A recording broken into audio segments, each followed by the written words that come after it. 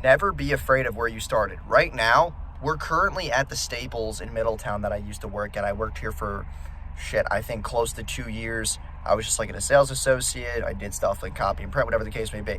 I'm going to try to find a screenshot and somewhere pop it up of what I used to look like. I had like this fucking spiked hair. I looked like an idiot. Let's just put it that way. But like, I like going back to these points in my life where like that was where I built like some type of cash flow and like some type of wealth. And people who are currently trying to start a business and want to break away from their job, like I didn't just work at Staples. I also worked as a life insurance assistant. I also worked at a financial firm. And those 3 jobs alone really gave me a really good perspective on like things that I really didn't want to do. Even though I enjoyed some of the work experiences, more so it was me in the back room fucking scaring my boss. Like that's kind of why I got fired.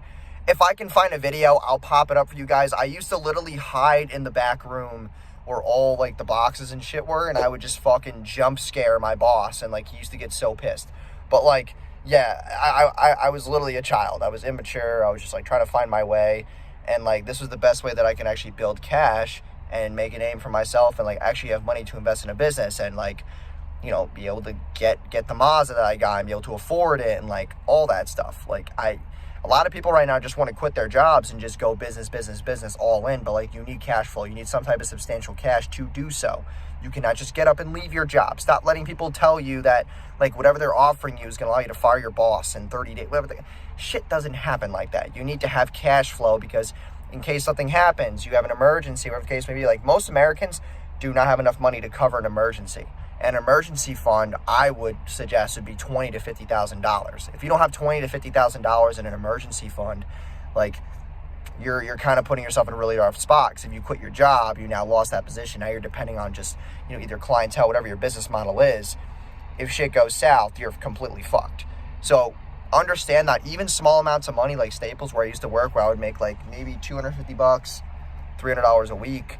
Like that actually made a huge difference for me because $300 a week to me back then was a fuck ton of money.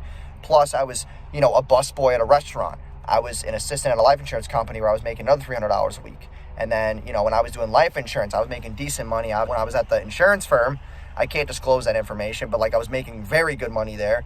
Like all that combined allowed me to accumulate cash flow and save money. And like, I wasn't really spending much money at home because I was living at home and I have a crazy amount of expenses.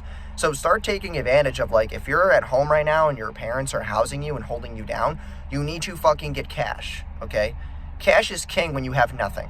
Okay. But when you have an asset like a business that's paying you out every single day or every single week or every month, whatever the case may be, you can afford to take that substantial income and then quit other things. So like, just understand that. Like, don't let anybody tell you, where you currently are, where you started, like is a huge impact on who you are. Like, no, I was a fucking idiot. As you see in the videos, I worked at Staples. I didn't really make much money.